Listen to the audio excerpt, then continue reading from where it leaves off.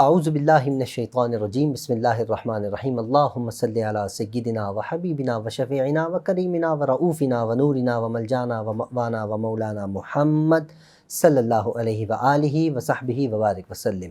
یا صاحب الجمال و یا سید البشر من وجهک المنیر لقد نور القمر لا يمکن الثناء کما کان حقہ بعد از خدا بزرگ تو ایک قصہ مختصر۔ محترم ناظرین اکرام، السلام علیکم ورحمۃ اللہ وبرکاتہ۔ میں ہوں آپ کا میزبان حافظ حامد رضا نورانی اور آپ دیکھ رہے پروگرام نور ہدایت۔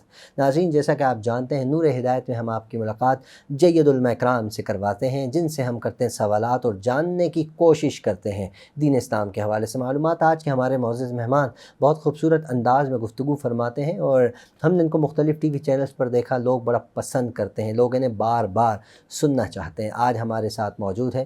میں پہلے تو شکریہ ادا کرتا ہوں اور پھر آپ کی ملاقات کرواتا ہوں۔ حضرت علامہ مولانا مفتی عبدالقادر ہزاروی صاحب ہمارے ساتھ موجود ہیں۔ السلام علیکم علامہ صاحب۔ وعلیکم السلام ورحمۃ اللہ وبرکاتہ۔ علامہ صاحب کیسے مزاج، خیریت؟ الحمدللہ، آپ ٹھیک ہیں؟ اللہ کا احسان، بہت بہت شکریہ آپ کی تشریف آوری کا۔ پہلے تو میں آپ سے معذرت چاہتا ہوں، ہماری طرف سے تھوڑا لیٹ ہو گیا سلسلہ، لیکن امید کرتا ہوں آئندہ ایسا نہیں ہوگا۔ اچھا علامہ صاحب، آپ سے تو گفتگو رہے گی، موضوع بھی میں نے ناظرین کو جیسے بتا دیے، لیکن پہلے ہم یہ تو جانیں کہ جو ہمارے سامنے یہ شخصیت بیٹھی ہے، مختلف ٹی وی چینلز پر لوگ دیکھتے ہیں، لوگ پسند کرتے ہیں، لوگ آپ سے ملنا بھی چاہتے ہیں، تو اگر کوئی آپ سے ملنا چاہے کہاں ملاقات ہو سکتی ہے اور آپ کی مصروفیات کیا ہیں؟ شعبہ تدریس سے بھی الحمدللہ آپ کا تعلق ہے، کیا فرماتے ہیں؟ جی، بسم اللہ الرحمن الرحیم۔ قل ان کان آباؤکم و ابناؤکم و اخوانکم و ازواجکم و عشیرتکم و اموال اقترفتموها و تجارت تخشون کسادها و مساکن ترضونها احب الیکم من اللہ و رسولہ و جہاد فی سبیلہ، صدق اللہ مولانا العظیم، صلی اللہ علی النبی الامی الرؤوف الرحیم۔ بہت شکریہ محترم جناب حامد رضا نورانی صاحب پروگرام میں مدعو کرنے کا۔ جہاں تک آپ نے مصروفیات کا پوچھا ہے تو مجھے تقریباً 2005 سے لے کر اب تک میں مسلسل امامت اور خطابت سے وابستہ ہوں، اور 2009 میں میری جامعہ سے فراغت ہوئی ہے۔ اس وقت سے لے کر اب تک میں تدریس سے وابستہ ہوں۔ الحمدللہ 14 سال ہو گئے ہیں درس نظامی کی تدریس کرتے ہوئے، اور الحمدللہ ہم سے جو پڑھے ہیں کچھ لوگ، وہ کراچی کے اور پورے پاکستان میں اپنے اپنے علاقوں میں مختلف مدارس میں وہ پڑھا رہے ہیں۔ جو کسی زمانے میں بچے تھے آج وہ امام بھی ہیں اور خطیب بھی ہیں۔ باقی میڈیا میں بھی آنا جانا ہوتا ہے، اور تدریس تو ایک مستقل ہمارا سمجھیں کہ وہ مشن ہے ہمارا۔ بالکل جی۔ اور شہر کراچی کے اندر مختلف جلسوں کے اندر میلاد شریف کے ہوتے ہیں، محرم کے ہوتے ہیں، اس حوالے سے بھی لوگوں کی اصلاح کا موقع ملتا ہے۔ یہاں قریب ہی آپ کے چینل کے جامع مسجد فاروقیہ اعظم ٹاؤن محمود آباد میں ہم ہوتے ہیں۔ کسی بھی نماز میں یا پھر عصر تا مغرب یا مغرب تا عشاء ملاقات ہو جاتی ہے۔ اچھا، اگر تدریس سے جو آپ کا تعلق ہے، درس نظامی آج کل پڑھا رہے ہیں؟ جی پڑھا رہے ہیں۔ کس ادارے میں؟ آج کل قاری عبدالرزاق چشتی صاحب کے ہاں، اچھا، عظیم پورم جی، وہاں پڑھا رہے ہیں۔ اچھا حضرت، میں بھی یقیناً آپ کو عرصہ دراز سے دیکھ رہا ہوں، اسی طرح دیکھا ہے، آج سے 10 سال پہلے بھی اسی طرح دیکھا ہے۔ یہ دین کی برکت ہے ماشاءاللہ سے، جی الحمدللہ، ہمیشہ اللہ آپ کو سلامت رکھے۔ اچھا حضرت، اگر مثال کے طور پہ ایک بندہ ہے، وہ عالم بننا چاہتا ہے، تو ہمارے ہاں معاشرے میں نا اس چیز کو بہت زیادہ عام کر دیا گیا ہے کہ بھائی عالم نہیں بننا، اس کا کوئی فائدہ نہیں ہے، کوئی فائدہ نہیں ہے، علماء تو آپس میں ہی لگے رہتے ہیں۔ آپ کیا فرماتے ہیں اس پہ؟ جی لوگ صحیح کہتے ہیں اپنے تائیں، کیونکہ سرکار دو عالم صلی اللہ علیہ وسلم نے فرمایا کہ جو اخروی معاملات ہوتے ہیں نا، یہ دنیا میں نظر نہیں آتے جی، اور جو دنیاوی معاملات ہوتے ہیں نا، وہ دنیا کے اندر نظر آتے ہیں۔ کیا بات ہے جی۔ تو یہ جو دین کا علم ہے، اس کی اہمیت کا اور اس کی فضیلت اور عظمت کا مقام اور مرتبہ کیا ہے، یہ انشاءاللہ قیامت کے دن پتہ چلے گا۔ وہ انبیاء کا جو تاج والا سلسلہ ہے، العلماء ورثۃ الانبیاء کے علماء جو ہیں یہ وارثین ہیں انبیاء علیہ السلام کے۔ اصل بات یہ ہے کہ اللہ پاک نے نبی کریم علیہ السلام سے پہلے سلسلہ نبوت اور رسالت کو جاری رکھا۔ ایک نبی آیا، اس کے بعد دوسرا نبی، ایک بستی میں، ایک علاقے میں 2 4 کئی انبیاء علیہ السلام بھی ہوتے تھے۔ لیکن جب سرکار دو عالم صلی اللہ علیہ وسلم کا زمانہ اقدس آیا نا، تو اللہ پاک نے سلسلہ نبوت اور رسالت کو ختم کر دیا۔ اب ظاہر سی بات ہے کہ جب نبی کریم علیہ السلام کے اوپر اللہ نے نبوت اور رسالت کا معاملہ ختم کر دیا اور آپ کو خاتم النبیین قرار دیا گیا، یہ آپ کو نبوت ملنے کے بعد یا اعلان نبوت نہیں، یہ ازل سے فیصلہ تھا کہ حضور علیہ السلام آخری نبی ہیں، تو ظاہر ہے کہ آخری نبی کا جو عظیم مشن ہے، اسلام ایک آفاقی مذہب ہے نا، اس کو آگے لے کے بھی چلنا ہے ایمانت کے ساتھ، تو نبی کریم علیہ السلام نے اپنے مذہب اور اپنی کتاب قرآن کریم کے لیے جن ایمانت دار لوگوں کا انتخاب کیا وہ آپ علیہ السلام کی امت کے علماء کرام ہیں۔ سبحان اللہ سبحان اللہ۔ اور پھر یہ سلسلہ جو چلا یہ سیدنا صدیق اکبر سے چلا کہ نبی کریم علیہ السلام نے وہ ساری ایمانتیں دین کی صورت میں سیدنا صدیق اکبر کو دی۔ یہی وجہ ہے کہ جب آپ منصب خلافت پر فائز ہوئے تو مسیلمہ کذاب کے خلاف جب آپ لشکر روانہ کر رہے تھے تو کچھ لوگوں نے یہ بھی کہا کہ یہ وقت لڑائی کا یا جنگ کا نہیں ہے، تو سیدنا صدیق اکبر رضی اللہ تعالیٰ عنہ نے فرمایا اسلام اللہ کی ذات اور رسول اللہ کی ذات پر کسی سے کوئی کمپرومائز نہیں ہے، ہمارے لیے اللہ کی ذات، رسول اللہ کی ذات اور قرآن مقدم ہے، یہ آفاقی دین آ گیا ہے، اس کے بعد کسی دین کی ضرورت نہیں ہے۔ یہ سلسلہ وہاں سے شروع ہوتا ہے اور کئی لوگ کٹے ہیں، یہ دین اپنی طرف بلاتا ہے نا تو قربانی بھی دینی پڑتی ہے، اور یہ کٹتے کٹتے کٹتے یہ سلسلہ جاری رہا اعلیٰ حضرت تک، پھر پیر مہر علی شاہ صاحب تک، اور پھر علامہ شاہ احمد نورانی رحمۃ اللہ تعالیٰ علیہ تک۔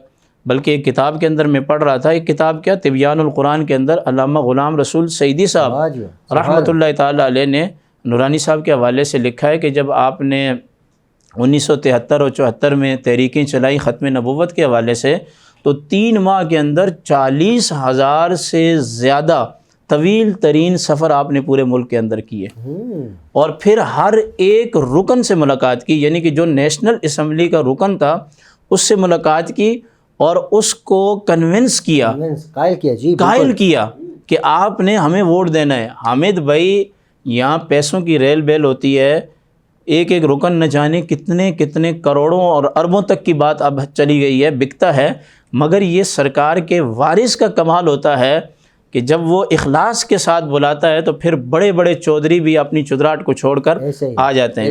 اور پھر بھٹو صاحب کے ساتھ ہو سکتا ہے ہمارے اختلاف ہوں، لیکن انہوں نے کہا تھا کہ میاں نورانی صاحب میں اس بل پر جو دستخط کر رہا ہوں حقیقت میں اپنی موت کے پروانے پر دستخط کر رہا ہوں۔ بالکل۔ تو کہنے کا مقصد یہ ہے کہ اس طرف وہی آئے گا جس کے پاس جگرا ہوگا، یعنی کہ جو اپنے ذہن سے یہ بات نکالے گا کہ بھائی کیا حاصل ہوگا کیا نہیں۔ اسلام نے کبھی بھی نہیں کہا کہ آپ اپنے بچے کو جامعہ میں داخل کرو گے تو آپ کو پیسے ملیں گے، بلکہ اسلام تو آپ کو شروع سے ہی کہے گا ان اللہ مع الصابرین، آپ نے صبر کرنا ہے۔ لیکن بات یہ ہے کہ یہ انتخاب الہی ہوتا ہے، اللہ پاک لوگوں میں سے کس کو چن لے۔ میں وہ دعا ہے سرکار دو عالم صلی اللہ علیہ وسلم نے اللہ سے مانگا تھا کہ یا اللہ یا تو عمر بن اشام دے دے یا عمر بن خطاب، یعنی ابو جہل کا نام عمر بن اشام تھا، تو دعا فرمائی نبی کریم علیہ السلام نے، تو انتخاب حضرت عمر رضی اللہ تعالیٰ عنہ کا تھا۔ تو ہمیں لوگوں کی باتوں سے کوئی لینا دینا نہیں۔ الحمدللہ میرے 3 بچے ہیں اور 3 بیٹیاں ہیں، 3 بیٹے ہیں۔ میرا تو یہی ہے کہ میں ان سب کو جو ہے وہ عالم دین بناؤں گا، اور سب سے بڑی بات ہے یہ کہ کوئی بندہ اس زمانے کے اندر عالم دین ہو، اس معاشرے میں رہ کر لوگوں کو 5 وقت کی نماز پڑھائے، یہ سرکار دو عالم صلی اللہ علیہ وسلم کی سنت پاک ہے۔ بالکل حضرت۔ اچھا حضرت ایک سوال ذہن میں آ رہا ہے، بات موضوع ہمارا عشق رسول تھا لیکن اب یہ چھڑ گئے، میں چاہتا ہوں اسی پر ہم گفتگو کرتے ہیں، یہ بڑا اہمیت کے حامل ہے، کیونکہ حضرت معاشرے میں ہمارے اس چیز پر فوکس ہوتا ہے کہ جو بچہ جس کے ٹانگ میں پرابلم ہے یا آنکھ میں پرابلم ہے یا ہاتھ میں کوئی نسخ اگر اس کا ہے، ہم اس کو مدارس کی طرف لگا دیتے ہیں، اور جو بچہ ممی ڈیڈی بچہ ہوشیار تیز یہ اس کا دماغ بڑا تیز ہے، اس کو فلاں اسکول میں داخل کرو، تو یہ معاشرہ کس طرف جا رہا ہے، کیا فرماتے ہیں؟ حامد رضا نورانی صاحب آپ نے بڑی اچھی بات کی ہے۔ میں نے مختلف مدارس میں پڑھایا ہے، وہاں جب دفتر میں ہم بیٹھے ہوتے تھے شوال میں داخلے ہوتے ہیں نا،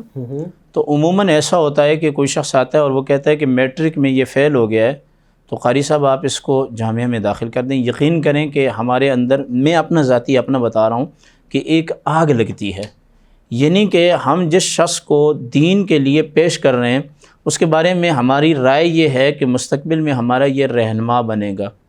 جو قوم دین کے لیے اس طرح کے اپاہج اور ذہنی طور پر مفلوق لوگ پیش کرے اور اس کے بعد پھر یہ کہے کہ ہمیں صحیح علماء نہیں ملتے، تو اس کا جواب یہی ہے جو آپ نے سوال کیا ہے کہ آپ جس قسم کا بچہ پیش کریں گے اسی طرح ہم اس کو بنا کے آپ کو پیش کریں گے۔ بلکہ میں آپ کو بتاؤں کہ قوم کو تو ہمیں سلوٹ کرنا چاہیے کہ یہ میٹرک میں فیل بچہ ہمارے جامعات میں داخل کرتے ہیں، ہم انہیں حافظ قرآن، عالم دین بنا کر پیش کرتے ہیں، تو کم سے کم انہیں مدرسین کی صلاحیتوں کا اقرار تو کرنا چاہیے، لیکن دین کے لیے ذہین ترین انسان کو پیش کرنا چاہیے۔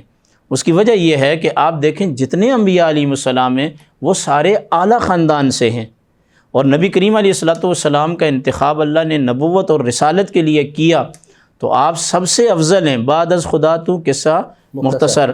تو بات یہ ہے کہ جب آپ اس قسم کا بچہ داخل کریں گے تو نیت میں فطور آ گیا، وہ بچہ پڑھ لے گا، بڑا ہوگا، اس کو بہت کچھ ملے گا، دینی اعتبار سے بھی، دنیا میں بھی اس کو عزتیں ملیں گی، مگر نیت ماں باپ کی خراب تھی، تو اب ماں باپ کو قیامت میں وہ جو حافظ قرآن کے سر پر تاج رکھا جائے گا، کم سے کم اس کی امید رکھنے سے پہلے اپنی نیت کو جو ہے وہ ٹھیک کرنا چاہیے اور درست کرنا چاہیے۔ حافظ قرآن کے سر پر تاج والا سلسلہ ہے، ہم نے بہت سے علماء سے سنا ہے اور لوگ اسے پسند بھی کرتے ہیں اس موضوع کو۔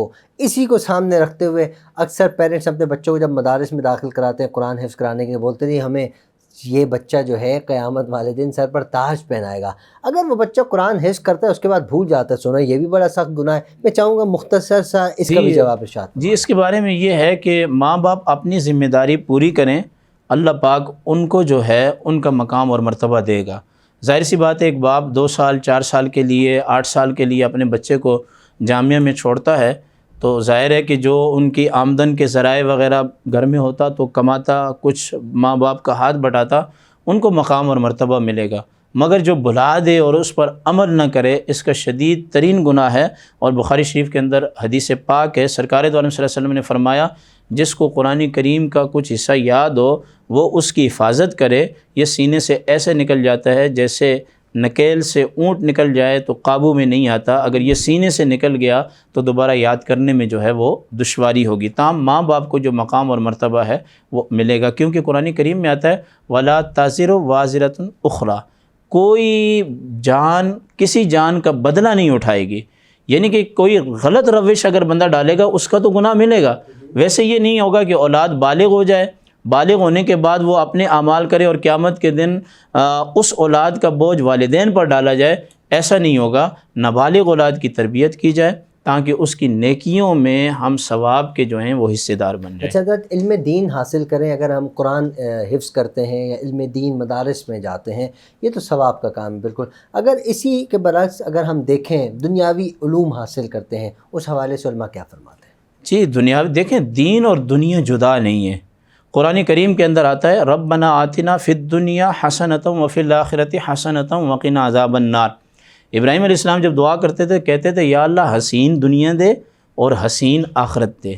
اگر آپ کی دنیا حسین ہوگی تو آخرت کے بارے میں بھی آپ کر سکیں گے، وگرنہ اگر دنیا میں ہمارے پاس کچھ نہیں ہے تو چوری اور چکاری اور ڈاکے اسی وجہ سے ہوتے ہیں کہ ہمارے پاس کچھ نہیں ہے۔ بالکل۔ اور حدیث پاک کے اندر بھی آتا ہے، سرکار نے فرمایا کہ قریب ہے کہ فقر جو ہے تمہیں کفر تک پہنچا دے، یعنی کہ یہ بھی حدیث پاک کے اندر آیا ہے۔ لیکن دنیاوی علوم ان کو حاصل کرنا اور اس کے ساتھ ساتھ اگر دین بھی پڑھا جائے تو بہت اچھی بات ہے، کیونکہ پرانے جو علماء تھے فلسفہ سب مسلمان علماء نے لکھا ہے، اور آپ موجودہ دور کے اندر امام انقلاب علامہ شاہ احمد نورانی صاحب رحمۃ اللہ تعالیٰ علیہ کو دیکھ لیں، اور فی الوقت آپ مفتی اعظم پاکستان مفتی منیب الرحمان صاحب کو دیکھ لیں، تو میں یہ چاہوں گا کہ قوم اسکول کے ساتھ ساتھ اگر دین کی طرف بھی توجہ دے گی تو وہ بچہ زیادہ کام کرے گا اور وہ زیادہ قوم کی خدمت کرے گا۔ اچھا اگر ہم کسی بھی مکتبے کی طرف اگر ہم نظر اٹھائیں، مکتبہ فکر کی اگر ہم بات کریں تو ہر مکتبہ فکر میں آپ کو عالم دین جید علماء اکرام جو گفتگو کرتے ہیں تو کمال کی کرتے ہیں، جو قرآن کے حوالے سے بات کریں، احادیث کے حوالے سے بات کریں، بہت سے ہمیں فوائد حاصل ہوتے ہیں ان کو سن کر۔ یقیناً ناظرین، آپ نے آج کی جو گفتگو سنی اس سے آپ بہت کچھ حاصل کریں گے۔ ہمارے مفتی صاحب تشریف فرما ہیں، مفتی صاحب نے کہیں جانا بھی ہے، میں مفتی صاحب کا بہت شکریہ ادا کرتا ہوں، آپ نے اپنا قیمتی وقت نکالا حضرت۔ میں چاہوں گا آئندہ بھی آپ اس طرح ہمیں تھوڑا وقت دیتے رہیں تاکہ ہم آپ سے بہت کچھ سیکھیں۔ ناظرین، پروگرام کا وقت اختتام کی جانب ہے، آپ سے گزارش اپنے اہل و عیال، اپنے پڑوسی، اپنے رشتہ دار سب کا خیال رکھیے۔ وینس ٹی وی کی پوری ٹیم کو اپنی خصوصی دعاؤں میں یاد رکھیے۔ السلام علیکم ورحمۃ اللہ وبرکاتہ۔